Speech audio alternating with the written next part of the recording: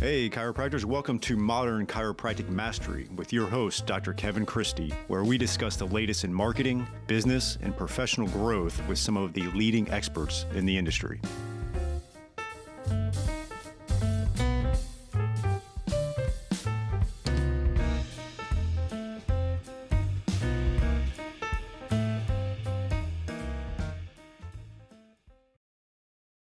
Before we get to the episode, I want to tell you about my friend and colleague, Dr. Holly Tucker of ChiroNumbers.com.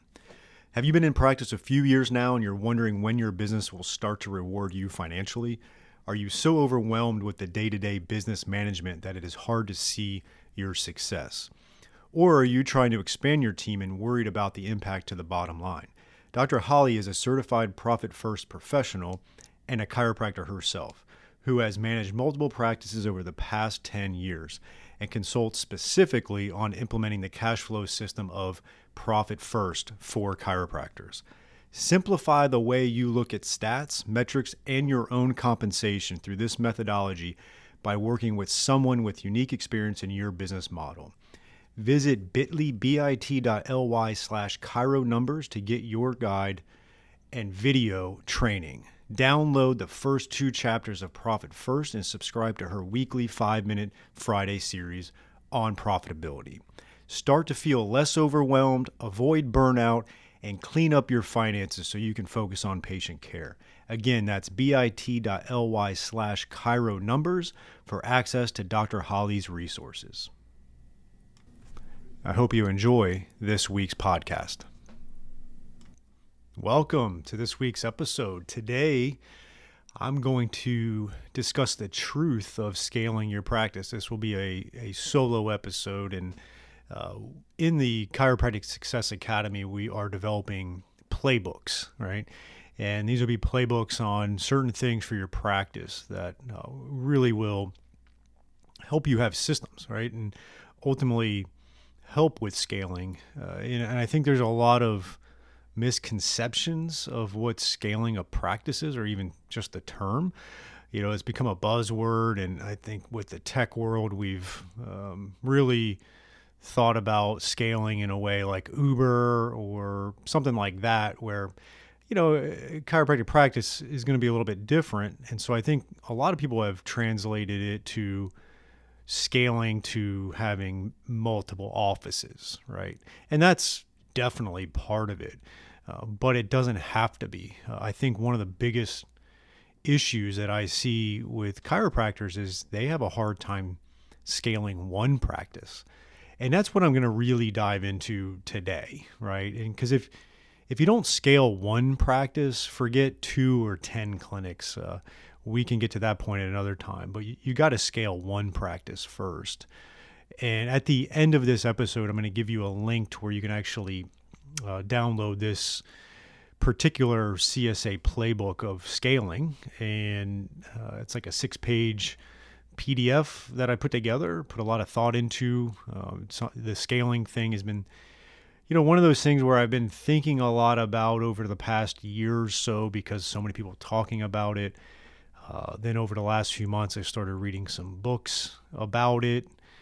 One in particular, I'm going to mention a few in this particular PDF, but one is The Voltage Effect by John List, and it was a really good book. You know, it gets in the weeds a little bit. He was like the chief economist for the Bush administration, although ironically, he does not lean that way politically, but he's just a foremost authority in it. And so he had joined that administration on scaling a lot of the government projects, and then ultimately helped scale Uber, and now is with Lyft.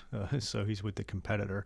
But it was a good book. And there's different other things I've been kind of diving into to really be able to dissect this out. And again, I think something that I enjoy doing is taking a topic and trying to bridge that gap for you as it pertains to the chiropractic practice and the chiropractic industry.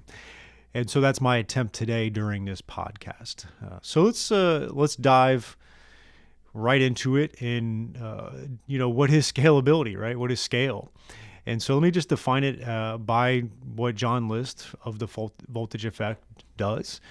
And quote, be it a medical breakthrough, consumer product, technological innovation, governmental program, or any other enterprise, the path from early promise to widespread impact requires one thing and one thing only: scalability, which is the capacity to grow and expand in a robust and sustainable way.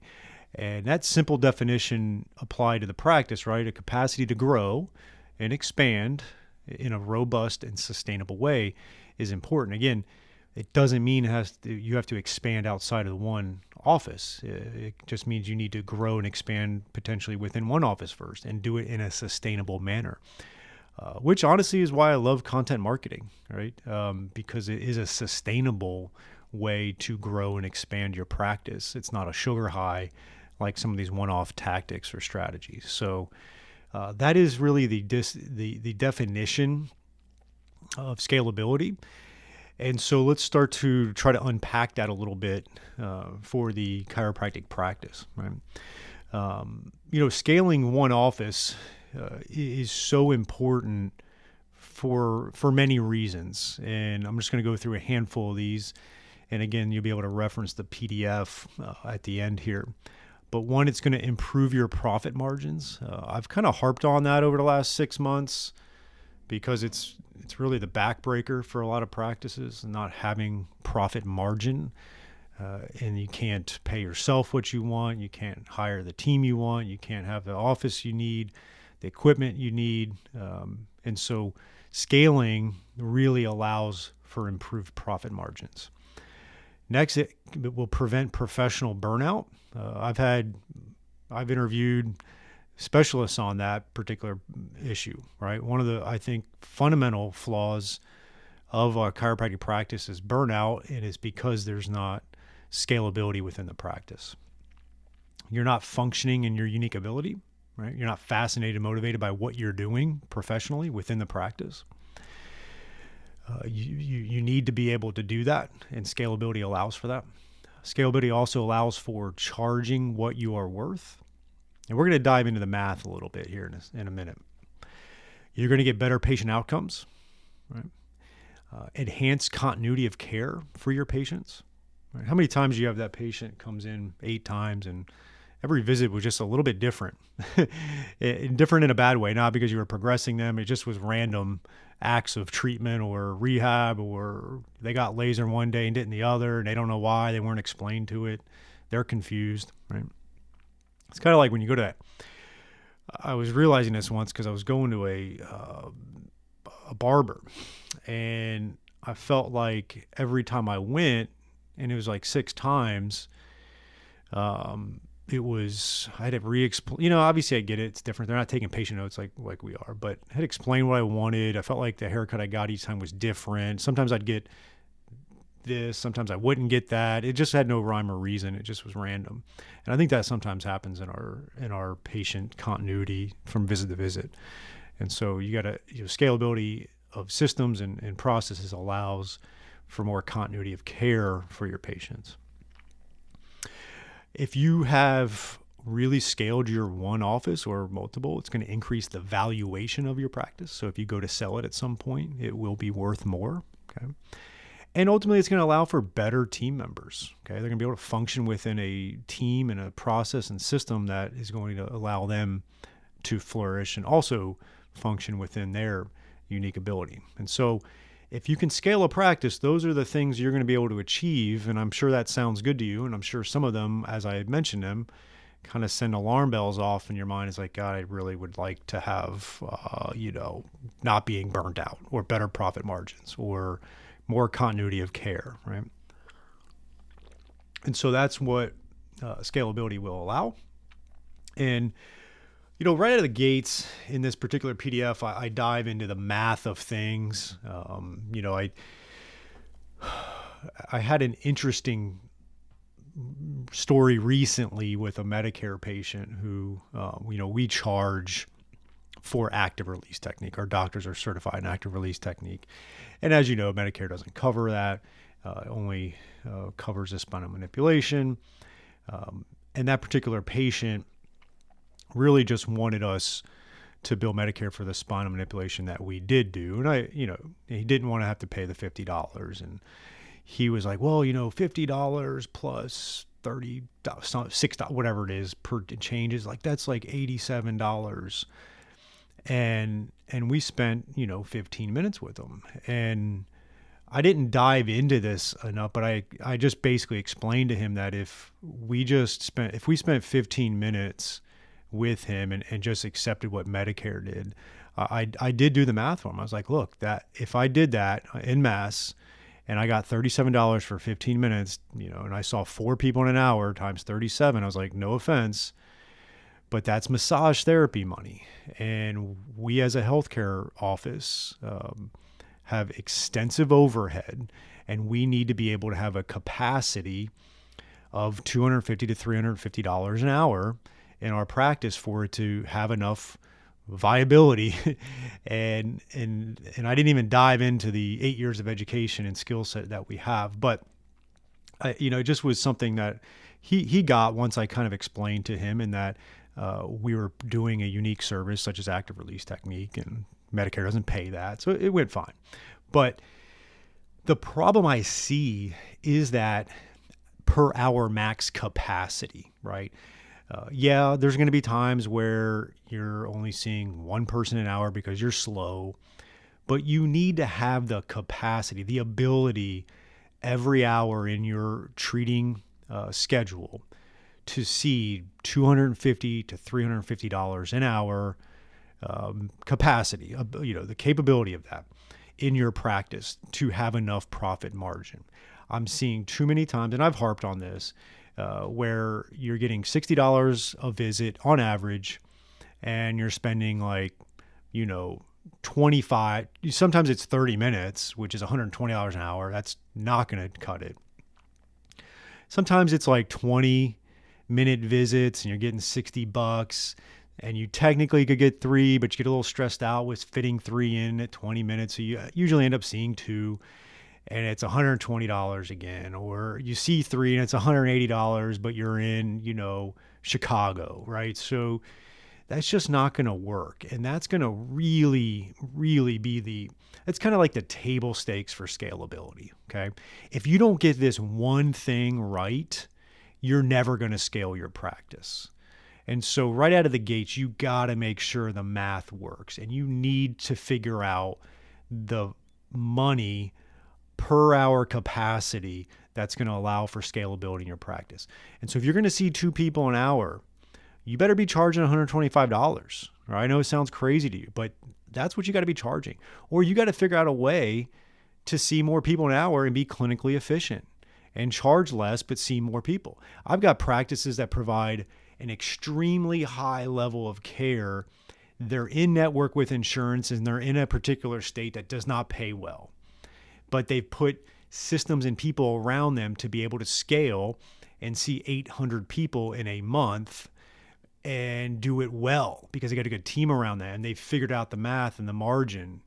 And so it can be done. And I know some of you might be kind of like, oh, I'm rehab based and I can't see 4 or 5 patients per hour. It just, I'm not going to be able to give the best type of care. And I think a few remedies to that is, you could do that if you had the profit margin and team around you to offload some of the aspects of care that aren't maximizing your license. Something that I learned a few years ago was from Josh Satterley, and he talks about maximizing the chiropractor's license when you're talking about that clinic gym hybrid model, and how you really need to be trying to get to a point where you can delegate the things that you don't have to do, and only do the things only you can do because you have the license to do it, right?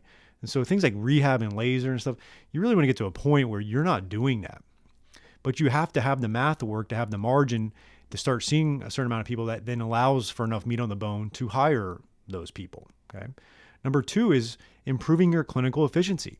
I did a great episode a couple months back, I think it was earlier in the year, with Dr. Brett Winchester on clinical efficiency and how to have like a really thriving practice and be clinically efficient and for the math to work. And he just brought a ton of insights. And that was episode 264. So if you haven't listened to that one, I mean, you got to start right there. Okay. And realize some of the best in the world are really clinically efficient and are running a very healthy practice from not only a patient outcome standpoint, but also a profit margin standpoint. And then it allows them to put a great team around, and that team provides a great level of care. We have this misconception that you have to do everything, and like, as long as I have me, they're going to get great care. But they're actually going to probably get better care if you have a great team around you and they're getting it from different angles, right? And you're able to focus your energies on the examination and the let's just call it manual therapy, however you want to define that, and getting the best of you in that particular realm, and then getting the other stuff from other experts within your practice. All right, docs, here is a new opportunity for you from Darcy Sullivan of Propel. She is our SEO specialist in helping out many chiropractors with their search engine optimization and making sure Google is finding you and getting you new patients. It's amazing how many new patients chiropractors can get and are getting when they do the SEO right and a few other things. And Darcy is offering a free SEO workshop just for chiropractors, and you can sign up for that at bit.ly/propelmcm. That is bit.ly/propelmcm, Modern Chiropractic Marketing, right? And so check out that link, and we're going to have you go over 5 SEO secrets to owning the first page of Google without buying ads. And Darcy's going to give that free workshop, 1 hour, to really help grow your practice and start churning new patients from the ever mighty Google, which is still king in the online marketing. So check that out at bit.ly/propelmcm for the 1 hour free workshop. Hey doc, are you moving office spaces, or you're a startup with your own new space, or you're like me where you need renovations because it's starting to look a little worn after about 10 years like ours is? Crossfield's Chiropractic Office Design is here to elevate you wherever you're at, and they're going to help maximize your space and flow. They're going to really help attract and retain patients, and this is going to have a great ROI on your investment when you increase that patient experience. So check out Chiropractic Office Designs by Crossfields, and we have a special link for Modern Chiropractic Marketing listeners, and that is www.chiropracticofficedesign.com/Kevin-Christie. And with that, you're going to have discounts. We're going to have direct links to a mega bundle of free resources, and you can check them out, and you can get 15 of our most popular floor plans, 5-phase checklist for a startup office, 5-point designer checklist to evaluate your current office image. And there's 30% off on all online products when you go to www.chiropracticofficedesign.com/Kevin-Christie. Okay. The third thing is realize you are a results-based profession, not a time-based one.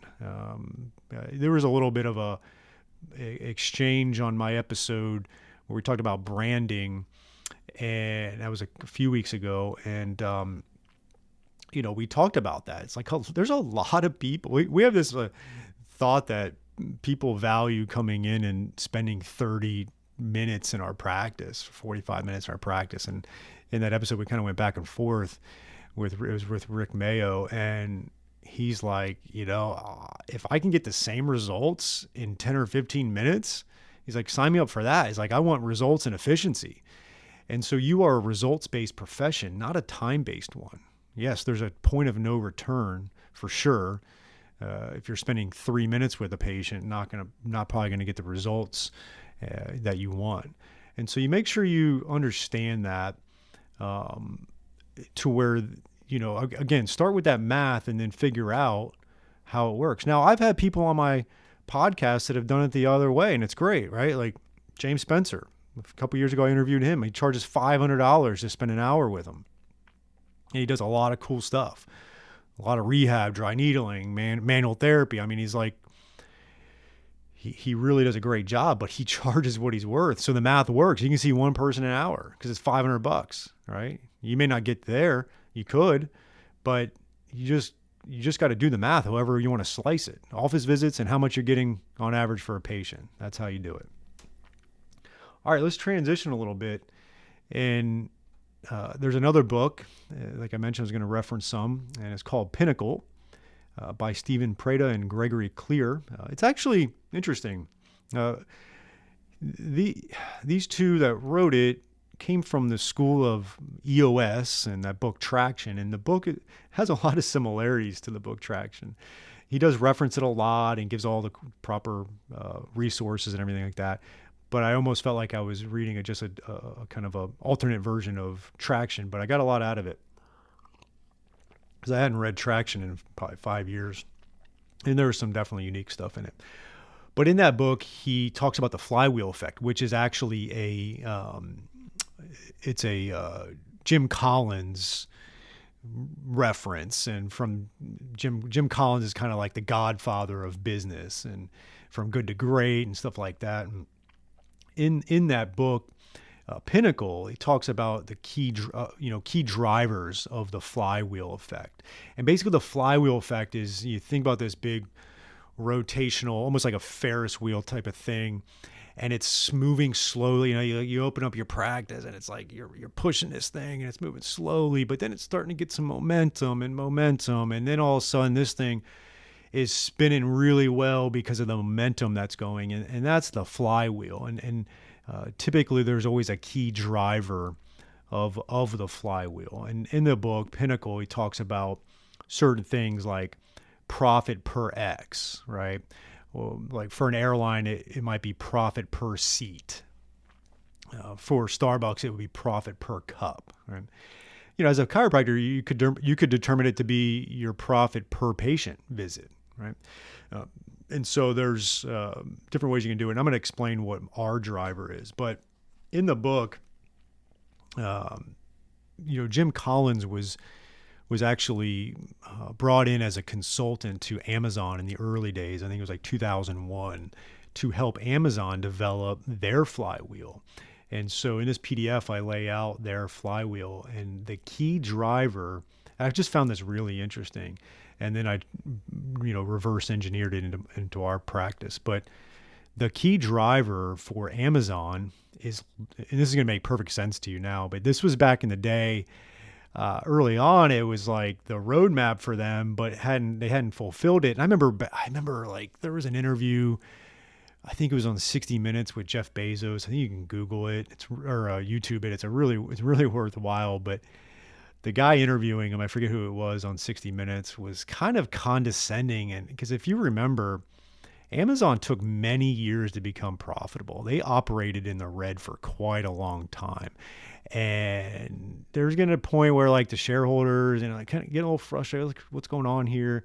And the interviewers like kind of condescendingly asked, like, well, what's the business model? Like, how come you guys haven't turned a profit? And now as you listen to it now in 2022, and you listen to Jeff Bezos' answers, you're like, God, what a genius. At the time, if you watch it, you might have been like, I don't know, this guy's off his rocker. But you look back on it, it's like, wow, what a visionary. And so their flywheel is, the key driver is lower prices on more offerings, right? That's their driver. What that does is increase customer visits to Amazon. What the increased customer visits does is it attracts more third-party sellers. What more third-party sellers allows for is it expands the store and extends distribution. I mean, think about Amazon. Now, I ordered something the other day from Amazon, and it was at my door like 4 hours later.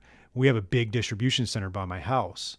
And so as we've known, and depending on where you live, you see these Amazon delivery trucks like insane. So there's two things that they've done is they've expanded the distribution centers. There's so many big ones now everywhere. And they have their own delivery truck service now, which is extended their distribution. And then what that's done is help grow revenues per fixed costs, right? Like if you're in retail, the more you can, scale or buy in bulk, like that, you can grow the revenues per fixed cost. And then what that's allowed for is even lower prices on more offerings, which is that key driver. So that's the flywheel, right? That momentum is going. And if you're a visual person, you can download this PDF and see the diagram. It'll make sense to you. And they just rinse and repeat. And Amazon is obviously a just massive company now because of that flywheel. And so I started thinking, it's like, what's the flywheel in my practice? What's the flywheel in your practice? What is that key driver? And then what are the things that allows for, right? And so for my practice, a couple things. We're a higher cash rate. We're out of network. We see 3 or 4 new auto accident patients per month, not a ton, but the reimbursement on that is pretty significant. And that helps drive up our office visit average. And so we are at about $87 average, right? That's that OVA number, which is high. A lot of people are in the 50s, some in the 60s. And so we're close to almost like 2 times the amount. Like for every 1 patient we see, it's like 2 patients in a lot of other maybe in-network, lower reimbursement insurance scenarios.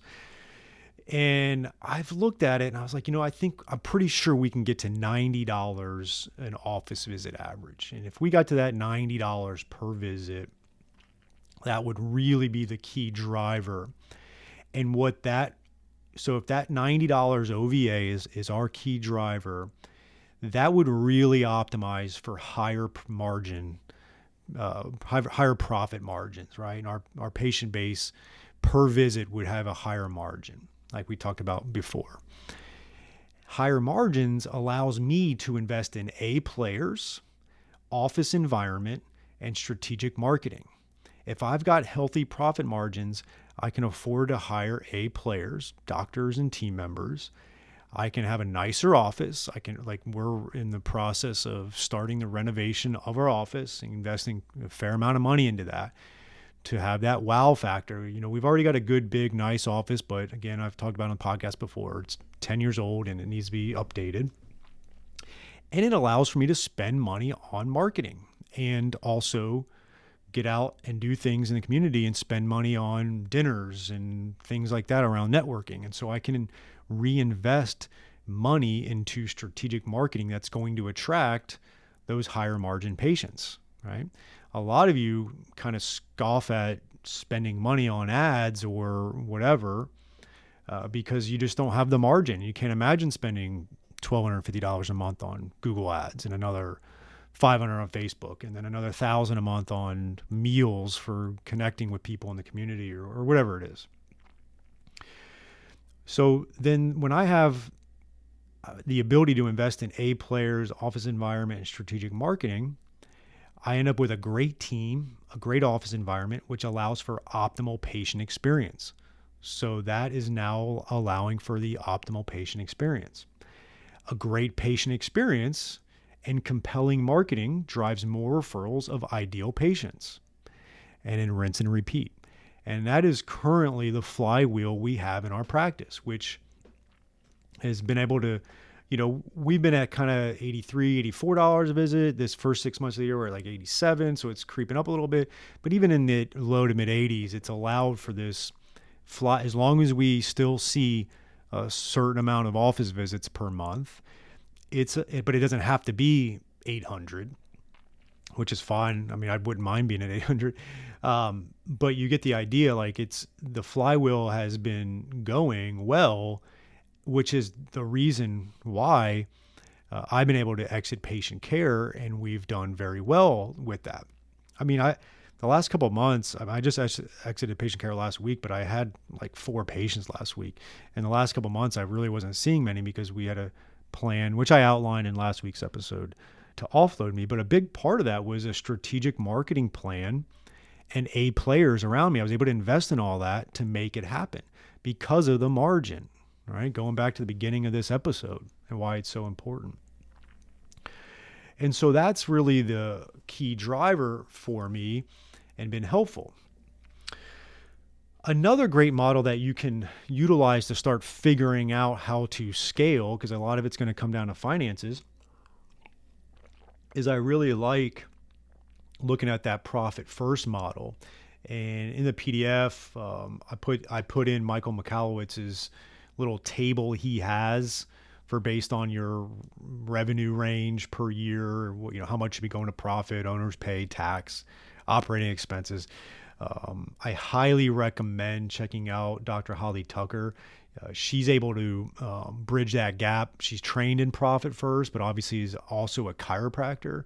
So she knows all the nuances of chiropractic practice and combining it with profit first. I've used the example, I feel like what makes me strong with the combination of marketing and chiropractic is that I know all the nuances of chiropractic and I can apply marketing to that. And it's the same way with Holly. And so check her out for sure. And so I put that table on there and I can give you an idea of like, okay, how much profit should we have in the practice? How much should I be paying myself? What should be going to operating expenses? And then that'll allow you to build a fundamental base to where you can start actually making accurate decisions financially. Okay. So check that out. I think it's a great way to kind of get your fundamentals, because so many people's like, I don't know if I can afford to hire a front desk person. I was like, well, let's look at the numbers. Let's have a plan. Let's say how much is going to go towards operating expenses. And if you're bringing in $20,000 a month, you probably should be able to hire a front desk person within that percentage range of operating expenses. And then if you do, it's an investment in your team, which is going to allow for a better patient experience and it's going to get that flywheel going, like I mentioned. All right, let's turn our attention a little bit to something I see a ton of. And I want to ask you a question about it and be honest with yourself. How many $20 an hour tasks are you doing all day? All right. Imagine if you cut the majority of those out and you were only doing the things in your practice that drove more business, basically $250 an hour tasks, right? Treating patients, creating marketing content, community outreach, networking, public speaking, creating vision and strategy for your practice. Those are $250 an hour tasks, not checking someone in and out, not taking their payment, right? Too many chiropractors are doing $20 an hour tasks and they're busy because of all that, but are you productive? And Gregory Cleary in that book, Pinnacle, has a great phrase, and I just love it. And I keep on saying it to myself now when I find myself doing something I shouldn't, and it is act your wage, right? Instead of act your age, act your wage. And you need to start acting your wage in your practice. And that's what's going to allow for better scalability as well. So a good exercise you can do, and this is where I got from one of the ones I got from Strategic Coaches, do an activity inventory. Take a week and write down every damn thing you do in that practice. Start looking at which ones are $20 an hour tasks, and how can you either delegate that to a team member or outsource it to someone else. You need to start investing in yourself, and this is one way of doing it. Okay. Another concept I liked, I've always been a big planner, and I just really like to strategize around a vision and have a good plan and follow through with it. And it's just served me well. In the book, Voltage Effect, like we mentioned, he has a term, or a concept, I should say, called backward induction. And I'm going to read the definition of that from John in the book there. Quote, "This fancy sounding term simply means to reason backward in time from the best outcome possible of your current problem. Whether that's winning the game of chess you're playing or creating a new educational curriculum that remains cost effective at scale, and design your strategy accordingly. To put it another way, to get from here to there, I have to walk my mind backward from there to here. By using logic to carefully imagine what victory or success at scale realistically looks like, you can then uncover all the necessary steps you would have to take. Once you have thoroughly imagined these necessary future steps, you can implement them in the present. The best chess players use backward induction, as do people whose ideas maintain high voltage at scale." Unquote. So Another term might be reverse engineering, right? So what I want you to think about is like, what is preventing you from scaling? What's like the big thing? And use that backward induction to solve that. I want you to sit down and really figure out your flywheel key driver as well. And at the end of this, I'm going to give you some homework to do. Okay. All right. So people and processes for scaling, right? You really can't scale without people and processes. Another word, again, a buzzword we hear for processes is systems, right? And so you gotta have good people and good processes. I personally think the perfect minimum viable team to scale a practice effectively is a rock star front desk, a Swiss Army knife CA, and the doctor, right? You need to be hiring batteries included team members who are both A players as far as performance and values. Jay Greenstein presented at our first mastermind back in January this year, and he touched on a lot of that. The MP3 calls it mindset, purpose, people, and processes. And you can access that information at his link. It's in this PDF. So just get the PDF. I got a bunch of links in it as well. But you've got to get good people around you. And when you get good people around you, it then allows you to have good processes. Okay. And, the processes that you really need to be considering, and it's not limited to, here's just some. It's a pretty good list, but not all of them. And this is what we're kind of working through with CSA with these playbooks. But you need to be attracting and retaining talent. Okay. You need a process for the front desk.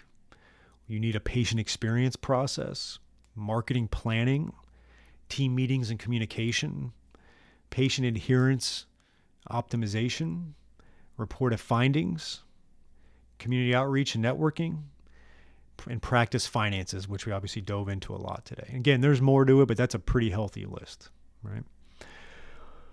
All right, so your homework. Your first homework is to download this PDF because it's got a lot of good information on there, if I must say. I was able to do this. One of the problems I've had with juggling patient care and MCM was, and ultimately, just a lot of coaching and stuff has been not having enough time to do deep work. Well, this was kind of the first deep work session I had since exiting patient care.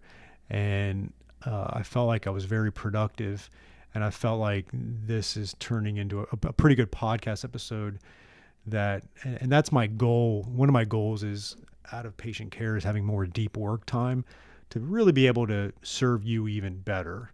And so I'm hoping this episode has been helpful for you, and you'll see where we're going to try to really put a lot of effort into creating more value for you. All right. So your homework is 1, do the math of your hourly capacity for patient care. What is that current number? Is it $250 an hour, or is it $150 an hour? Number 2, what is your current office visit average dollar amount? Take your last 12 months total patient collections and divide it by your total number of office visits for that 12 months. We do have an awesome tool in the CSA digital dashboard as part of that subscription. Number 3, what percentage of profit and pay do you want for your practice? Again, that's from that kind of profit first model. Number 4, determine what your key driver of the flywheel effect will be and draw out the 4 to 6 steps in your practice's flywheel. 5, set your new goals for your practice. 6, what people and processes will you need to achieve those goals? 7, what marketing, community outreach, leading indicators will you need, right? Those are the things you need to be doing to move the needle. And, when you set those new goals, number 5, I had to set your new goals for your practices. I want you to think about what the backward induction would be to achieve those. Okay. And so that's your homework, and that is scaling a practice. It doesn't have to be complicated. It's been this kind of mystical thing for many, and I think this really gets you on the right path. of starting to scale your practice. And, no matter where you're at in this process, it can be done. It's been fun over the last 3 or 4 years of coaching people, because a lot of them that have actually put the work in have actually done this, and it's pretty cool. All right, that's it for this week's episode. I will talk to you next week. All right, here is your link for the free scaling PDF that we've talked about in this podcast. That is bit.ly/CSA scaling. That is bit.ly/CSA scaling, and you will be able to find that in the show notes. That is it for this week's episode. But before you leave, check us out at www.modernchiropracticmarketing.com for all kinds of free resources such as blogs and the podcast episodes. We've got online courses. You can check out the Chiropractic Success Academy there, which is an amazing online coaching system for you at a very affordable monthly rate. There's a free online course on the modernchiropracticmarketing.com website, so check that out. We have all kinds of resources for you there. And we would also truly appreciate if you could rate and review this podcast if you're getting valuable information out of it. I can't thank you enough, and we'll see you next week.